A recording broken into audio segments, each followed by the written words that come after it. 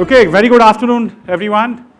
Distinguished delegates, leaders, professionals who have all come for the World HRD Congress. It's great to have you all here for the post-lunch session. It's been rightly said that AI today is literally managing attrition. It is helping you create systems for managing recruitment. It is writing processes for all kinds of business applications. But there is one thing which AI has still not given us a solution for. And that thing is how to keep delegates at a HR conference alert and awake at the post-lunch session. So here's to human intelligence. I think we still have one put over AI on that one. Now to prove that, I'm going to do a HR style show of hands survey with the audience.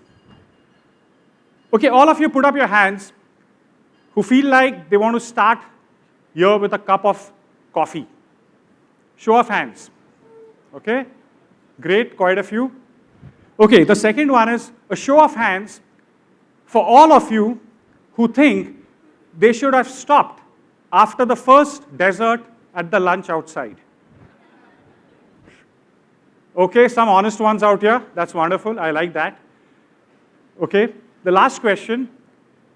A show of hands for anyone who's not feeling 100% today, but is here because he or she values her company and values her career or his career.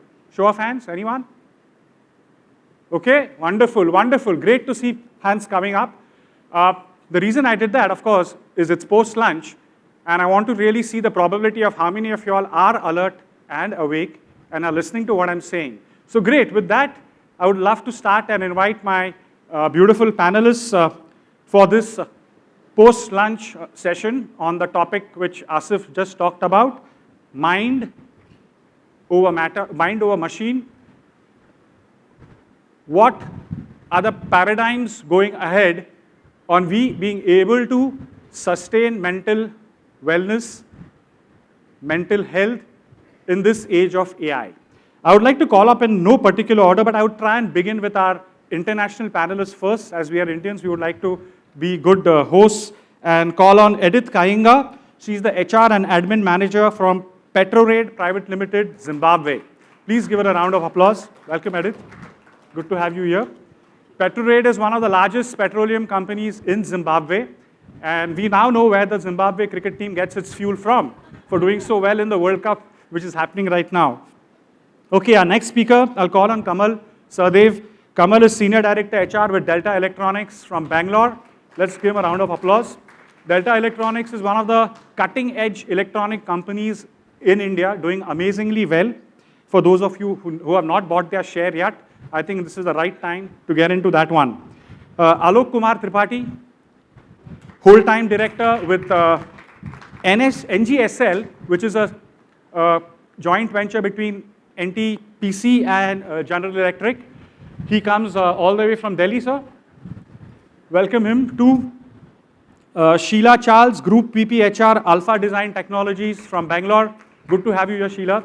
For all of you who don't know, Alpha Design Technologies is born out of the image, the dream of Make in India. They are into cutting-edge defense technology, avionics, space products and solutions, and they have a very unique culture, which she will talk about during her presentation. Last but not the least, we have Ayesha Barse, who's the head HR from our wonderful service and hospitality brand, ITC Maratha. Welcome, Ayesha. Great having you here too. Okay, so everybody these days has only one word, one topic which they want to talk and discuss about, and it's how AI is impacting the corporate sector. Well, for me, I think it's not about resisting technology or AI, but it's more about humanizing technology and AI. And if we as professionals, delegates here at the HR Congress can find a path to humanizing it, not really being fearing AI, I think most of our organizations and companies are going to be way better off. And that fear factor which we have whenever a technological change comes along, addressing that, eliminating that, coming up with, I would say, strategies and plans best suited to employees at all levels to ensure that stress, tension, mental wellness, which can be affected due to such changes, is minimized, is I think what we will all talk about today. So the best way to go about this, since we have around 25 minutes more or so, is that each one gets around 4 to 5 minutes to talk. What I would like you all to begin with is sharing with the audience to what level have your companies, organizations adopted AI, and what are the challenges you all have met in that? How do you all address issues of mental health and wellness in your organizations?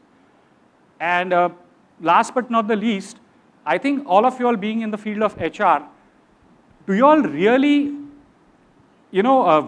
foresee changes like this, the impact of AI on your own organization, and do you really plan well in advance reskilling, upskilling, training strategies which will actually get a technological change like this adopted much faster, much smoother?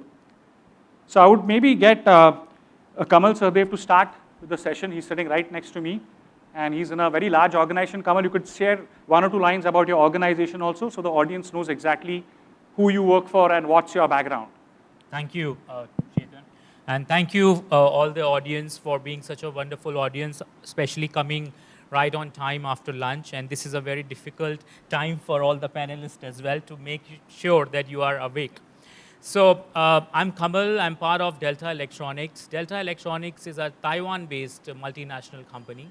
We have presence in around 100 countries already, and we are working around super technologies in terms of the solar, wind, or automation in data centers. We are almost everywhere in terms of the OEMs. And our strength is that we have people across the globe. Because I think my friend Enamul, who was taking the session earlier, he said that we need to go local.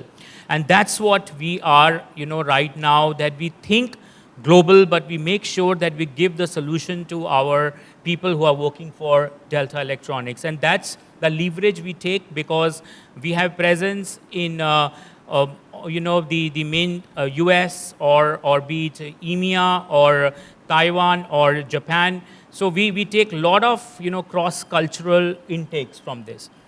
And talking about the technology, this topic is very, very close to my heart, because say last 4 years we've been talking about AI more rapidly, and I think the change is happening very, very fast. And trust me, in coming 2 to 3 years, it will happen at 10 folds, that we will not even imagine that what kind of change it will take place. So we, as in Delta Group, we take care of these parameters, right starting from our ESAT surveys, where we take the inputs from our employees, that how are they particularly feeling on different parameters. Okay. We make the strategy, we take our people who are the think tank, leadership, to make sure that what are the productive hours they are putting in, because I think it's not about AI over human, it's AI with human. Well said. And we want to make sure that all our think tank, leadership, really think very, very deeply about this part. It's not only about, giving them more and more and loading about. Also, we can see that how AI can really generate some reports, that what is the burnout point, because we all are getting efficient. It's not a question about how big is your team. It's about how smart is your team now. Maybe a team with, say, 5,000 people, an organization with 5,000 people, and an organization with 100 people, they can outsmart because of the technology. So we all need to see that how are we controlling the burnouts. We have certain committees, we have some communities, where we keep on posting, we keep the connect with our say all the engineers who are like Gen Z, and we make sure that we keep the quarterly, pulse checks by some of the forums, communication forums, because personal touch is very important, to hear them out. And at the same time, when it comes to technology part, we are working on chatbots. Soon we are getting into the zone where they can actually talk to the robots. But just imagine if a employee is asking a robot, can I take work from home? So, that answer still needs some human interventions. So it's a balance what consciously our organization is taking, and we are making sure that both side of the coins are taken well care of. Okay, before I pass on to our next speaker, just one specific question. Adoption of AI in your organization, according to you, is highest in which domain? HR, marketing, finance, R&D, technology? I think, Chetan, it is very hard to say one domain. It is the organization culture, what we are building. Right. We are promoting the tools in a large scale. When it comes to tools like AI agents or Copilot, right, or some of the known GPTs or not so known GPTs, we are making sure that it is as per the requirement of that department. And we are generating those requests, because sometimes you never know, these can be also misused. Of course. So we are being very consciously, taking these calls where which department needs and what is the logic behind, which technology to be used. I think that's very important. Very well said. Thank you. Edith, over to you. Thank you very much. I'm coming from a company called Petrotrade. We're a fuel trading company, the largest. We are government-owned. So in terms of all the government fueling requirements, we provide that across the country. In terms of AI and its adoption, one thing that we've realized is that the level of adoption is different at the different levels. We're an old organization, so the average age of our employees is around 40, 45. So you find that the older generation in our organization is a little bit skeptical about what AI is, because when AI was first introduced, I think globally, we were told that it's going to replace our jobs. So the people who are in the older quotient of the organization, they are more scared, because right now, a lot of devaluation of their retirement programs or retirement pockets has been eroded by a lot of inflation that's been going on in our country. So they're scared to leave the job market, but they need the skills that AI is bringing in. So one of the strategies that we've come up with is have what we've called reverse mentorship, where we are aligning them with the younger generation. Wow. We've taken on graduate trainees. This year alone, we've taken 30 graduate trainees. That's a great idea. Because we've realized that the younger generation, the Gen Z, right, the digital natives, they're very much at home with technology. So we've coined something that we've come up with called Take 5, Give 5. Wow. Why are we saying take and give? Because the older generation has the work ethic. They understand the business. The majority of our employees have been with the company about 15 years, so they really understand the business. So we need that aspect of the business to be imparted onto the younger generation. Then Take 5 is take learning from the younger generation. So we're saying take 5 hours every month from the younger generation. Nice. The younger generation takes 5 hours every month from the older generation. What we've also done is we've looked at our wellness programs. Before we had just one wellness strategy across the business, but we've realized that there's differences between the generations. So in terms of making sure that AI, because the other thing that we've realized through our surveys is that the younger generation, they have a lot of time to spend on AI.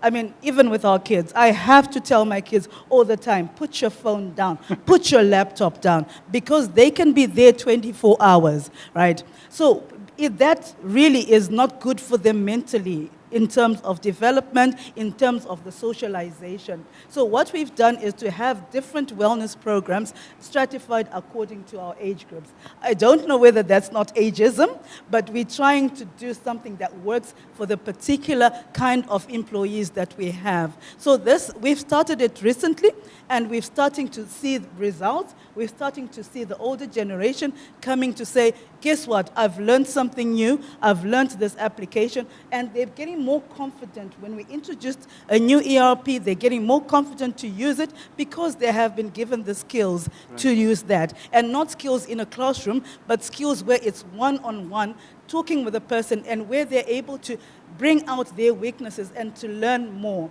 So these are some of the strategies that we have employed at Petrotrade. Thank you. Wonderful. Do you also use AI for customer connect and things like that? Are you all Yes, we do. In fact, we've started AI more in our customer-facing departments because we're a trading company, so Right. this is where the most interface happens. Then we streamlined it and made more downflows to the other organization, other functions in the organization, but it was started with CRMs. perfect? I think most of the companies across the world, I think the highest adoption is in the field of marketing. How many of you would agree to that in your own organizations? Is marketing the highest adopter of AI? Okay, a few hands going up for sure. Okay, one more thing before we move on to the next speaker. How many of you would like to adopt this concept of reverse mentoring in your companies? What Edith just shared with us. Wasn't that a brilliant insight? Lovely. So many hands going up, Edith. See, a great takeaway for all of them. They were going to follow Take 5, Give 5, right? Okay. So over to you. Alok, sir. Thank you, and first of all, thank you for having me in this discussion panel. So I come from a company called NGSL. It is a joint venture between NTPC and G. NTPC is the biggest power conglomerate in India. It's a Government of India Maharatna company. And G is a very well-known engineering and manufacturing company having worldwide presence. So we bring the legacy of these two great companies, and it's a 50-50% partnership joint venture. So first of all, since the topic today is how AI is connected to mental health, I would just try to reflect for a moment on this topic, and then I'll give my perspective of what I think and what our company is doing.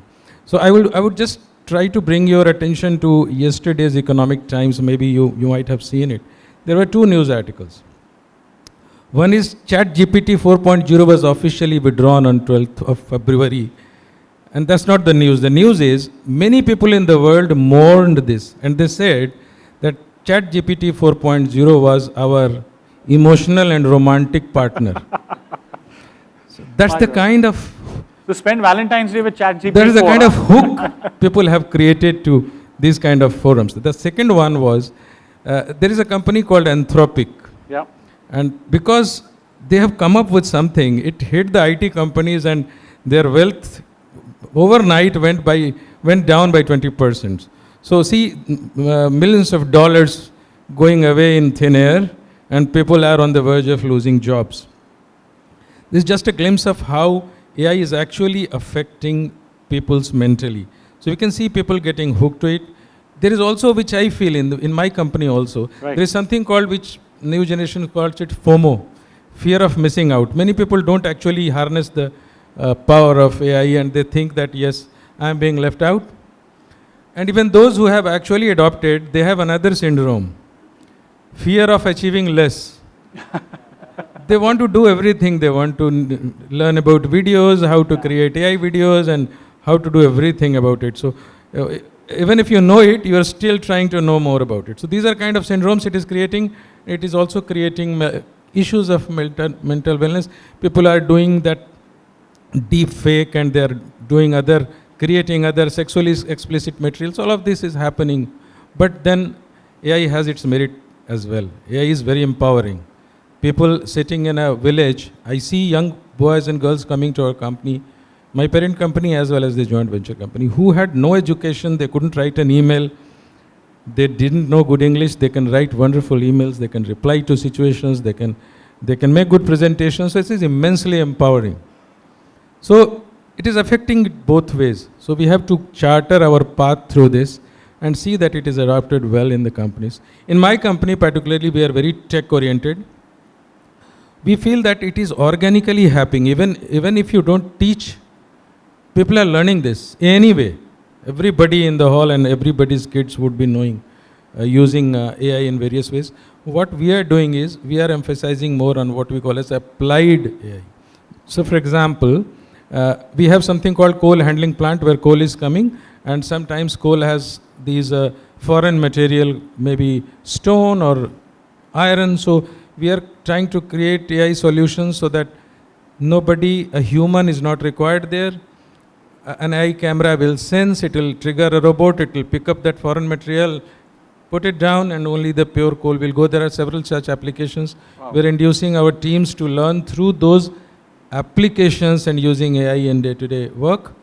We are doing several other things which probably I'll come in the second round when the mic comes back, if at all, to me. So I'm leaving as of now at that. I will also probably cover how we are measuring wellness and what we are doing for mental illness. Wonderful, Alok. I think you've touched upon so many diverse aspects. That's great. It's a good opening. Thank you. Opening remark. We'll pass on to Sheila. Over to you.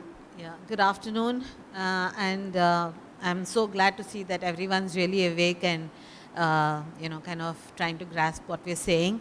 So I am a group head HR and a CHRO in a defense and aerospace company, which is 22 years old. So I'm reiterating the fact that it's 22 years old, and I hire people only after they are 58.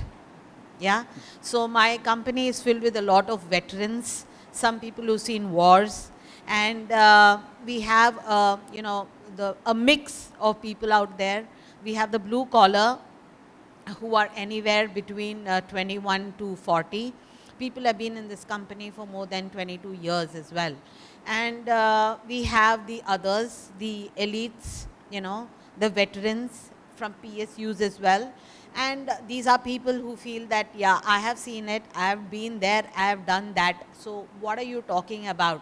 What the hell is AI? I've flown a plane, yeah. MiG-29 upgrade is what I've done. I've been teaching people in the simulators. So what are you talking about AI? It's all in the head.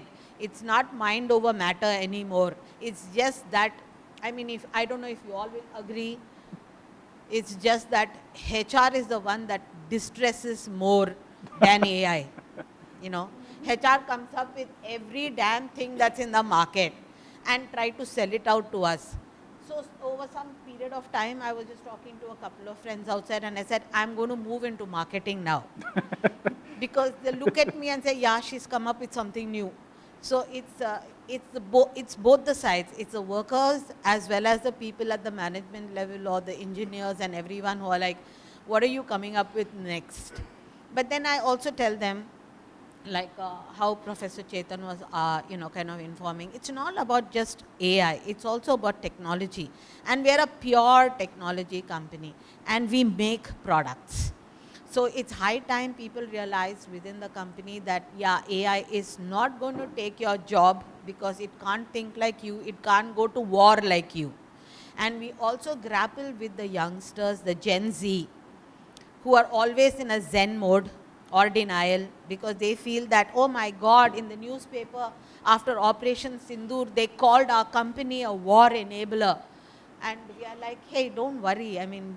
We are a peace-loving country and peace-loving people. And they look at us and say, yeah, and we are making war products, And so I have a whole lot of set of people out there who are very happy with the tools and the AI stuff that we give them, including on, your attendance or leaves or asking them to do a test or take a survey or do anything else. And then I have all the veterans and people who are, 58 and above, and they're like, the company was actually made by a veteran who was 80 years old, or at that time he was 70 and now he's 82. And so he never told us you're joining a company because we're going to get all new age technology and, you can do your war just over the screen. But we also do that. So somewhere our veterans have to learn that, AI is the thing for today, and it's also for wellness. We have a lot of tools, AI, it's not changed our culture. Just to let you all know, it hasn't taken away anything of our culture. We still love being this laid back, happy-go-lucky company it was 20 years ago. Because we are a niche, we make products that many people want. And, being in the defense and aerospace domain, we are like little heroes also. And we have, apart from radars and communication devices and a whole lot of things, people feel that AI would really not fit in. Would it actually go there and, substitute us in the war? And I would say yes, because we have people who have taken some of our products.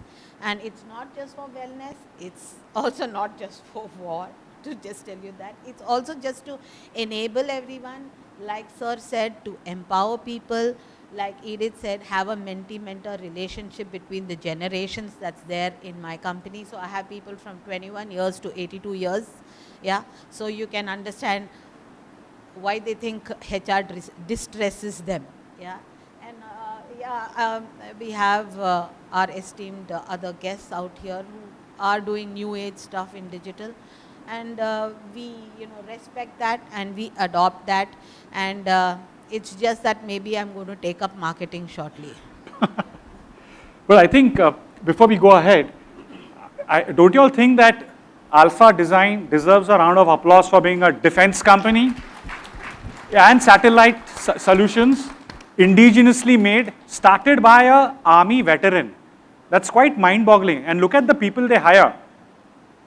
People retiring from our defense forces who really don't have meaningful careers after that. And the founder believes that they deserve to have exciting careers, and they hire them. And on the other side, they have a workforce who they have to lead, who's creating those products. I mean, salute to you. It's a brilliant, brilliant, I would say, setup and concept. I wish we could get more organizations like this in India. And Over to you're you. Welcome to meet us at Bangalore. We will. A lot of friends from Bangalore who have invited us. I think I want to surely plan my next holiday to Bangalore. Goes without saying. Okay, over to you. Thank Aisha. you. Thank you, Chetan. Good afternoon, everyone. My name is Aisha Barse. I head the HR for ITC Maratha in Mumbai, which is part of ITC Hotels Limited. And, gone are those days where, we would have people come in dropping the application form at the security, Thanks to AI, it's so much easier for us to be able to digitally shortlist, screen. It reduces the amount of time. Actually, in the old days, like I've been in hotels for over 15 years now, and people would have to come and wait the entire day. You know that if you're going in today for an interview to a hotel, you're going to go there in the morning and you're going to come out only in the evening. So thanks to AI, we have drastically reduced this. I think the turnaround time is less than 2 hours now. Wow. You can walk in, finish your interviews, provided you have all your documentation in place, you can walk out with your offer letter the next day, but you will know whether you're selected or not on the very same day. Also, adding to what a few of my panel members said, we have also capitalized on surveys which help us understand, one, the satisfaction scores of our employees, training analysis to understand what are their training needs. So I also have a diverse workforce. The average age of an employee would be 15 to 20 years because my hotel recently completed 25 years. And then we have a whole bunch of the Gen Z, So at times they have to work hand in hand with an employee who would have been there for 20 years, and they're working at the same level. So thanks to the training need analysis that we conduct, my training manager ensures that she organizes and customizes these training programs to meet the needs of the older employees. And also we have a lot of storytelling around what they've been doing for 20 years to motivate my new joiners, saying, hey, I also want to be there. Coming to customer needs, how difficult it would be for us to remember, say for example, Sheila. Sheila is a frequent visitor to ITC. What are Sheila's preferences? What food allergy she may have? What does she like for breakfast? What does she like for lunch? So with the help of AI, when I have a pre-arrival meeting each morning, where the front office manager is reading the names of the guests who are arriving today, the VIP arrivals, etc., it is so much easier for them to be able to create a wow experience, which is again thanks to AI. And, but of course, I'd like to also say there would be a lot of things that AI can replace. But in hospitality and in HR, the primary thing is the human intervention, which is us. Even in HR, I've met a few people who've given us demos of you being able to have a discussion with a robot, a chat box.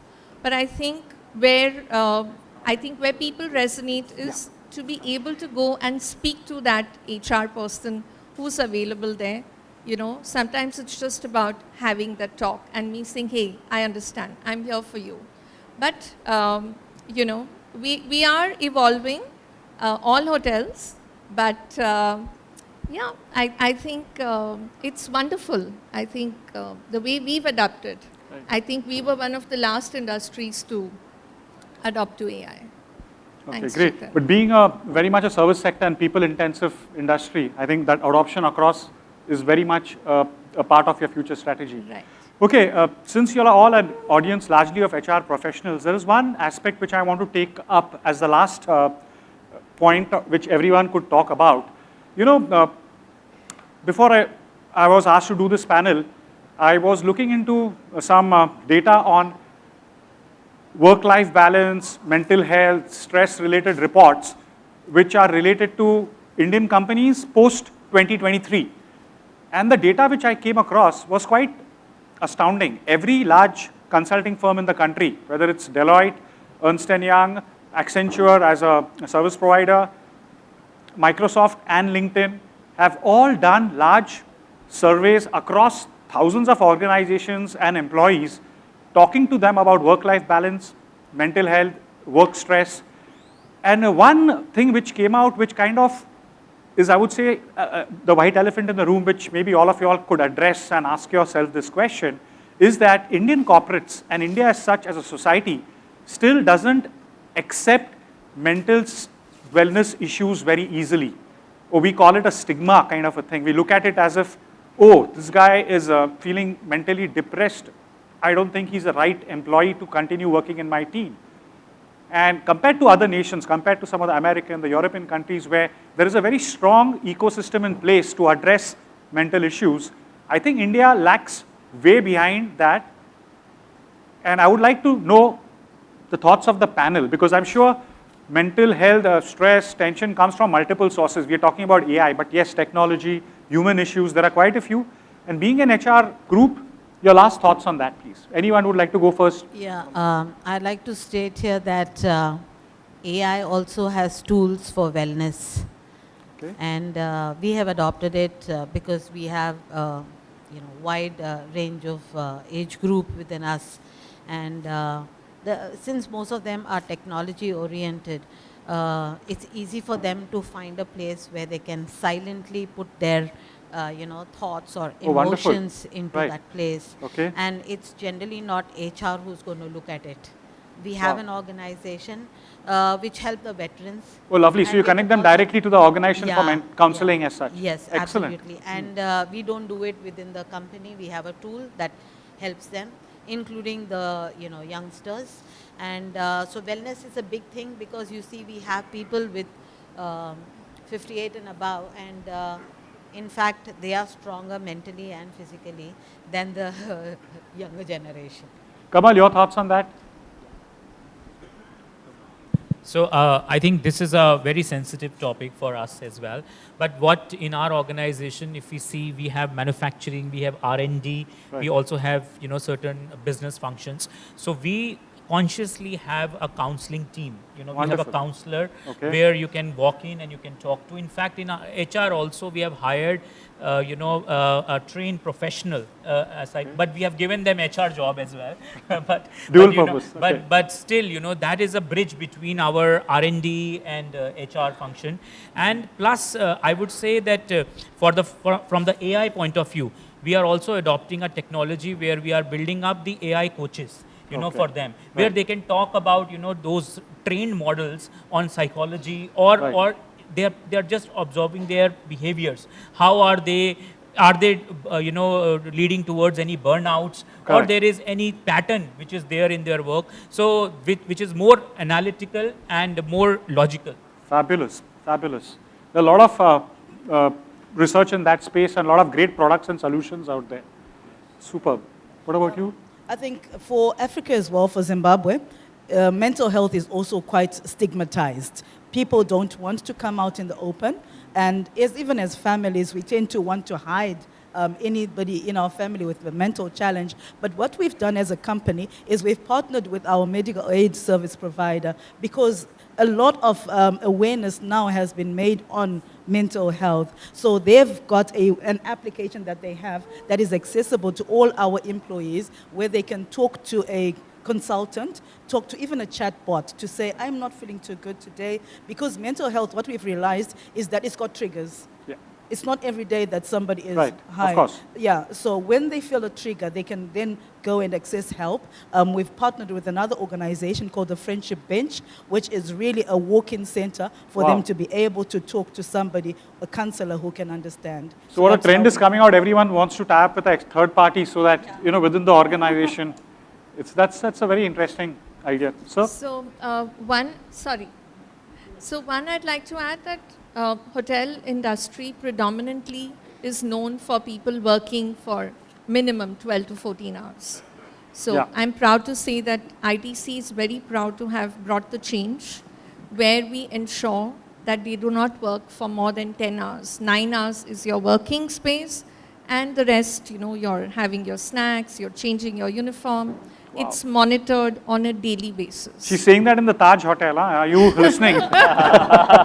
So in the morning, I have to share this report with my general manager to show him how many people worked more than 10 hours yesterday. Wow. And they better have a valid justification as to why they worked. They need to take their weekly offs regularly. That is also monitored on a daily basis. In case someone is deviating, they need to discuss it there and then. Because unless these basic things are not followed, we cannot expect them to have a work-life balance. And talking about, yes, it's very, very stigmatized, people talking about mental health. So we have regular sessions on mental health awareness by an external person. And also we have a person who's hired, who's part of my HR team, who is there 9 hours a day, available for you to go and just have a chat, But people still don't go openly, let me tell you. Because then people will assume if you were there for more than an hour, kuch to gadbad hai, So yes, we try and counsel them, but it's making a huge difference. When people speak, it is making a lot of difference. Wonderful. Thank you. Last remarks from... Last remarks, quick ones.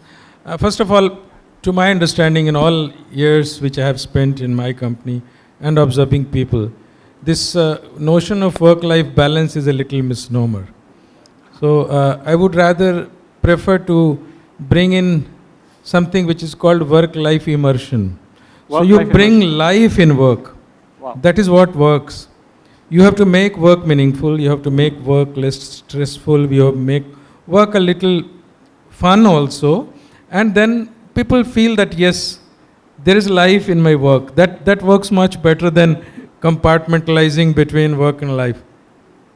That's one thing. The second thing is, which my parent company is doing, and also it is true for everyone. The company culture actually drives mental health of people. Of course. It's not that you can run programs and make people mentally healthy. The company culture of caring and sharing and celebrating and high on integrity, etc. So that's what we feel primarily works. And the last thing which my company is doing as a special program is a program called Snehal. Snehal. This is an anonymous approach. Anybody who feels mentally low or feels that he or she needs some help, they can go to that portal, enroll without writing the name. They have to just give some indication, and the team at the back end are trained psychologists who would pick up and contact them first virtually and then also physically. And then they discuss and probably try to help the person. And we also have opened it for others who can refer someone. Suppose there is somebody who is suffering, but he or she is very afraid or maybe is shy to approach someone, so you can refer that person. Don't write the name, just write description and the contact. The portal contacts them anonymously.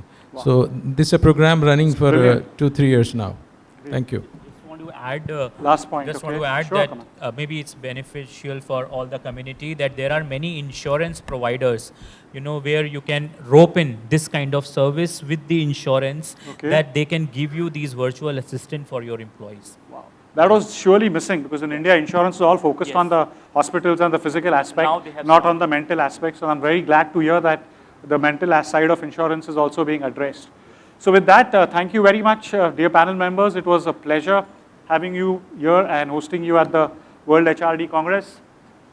HRD Congress team, thank you for the opportunity. I hope the audience has enjoyed Well, having they us deserve here. a big round of applause. Thank you. Thank you guys. Thank you.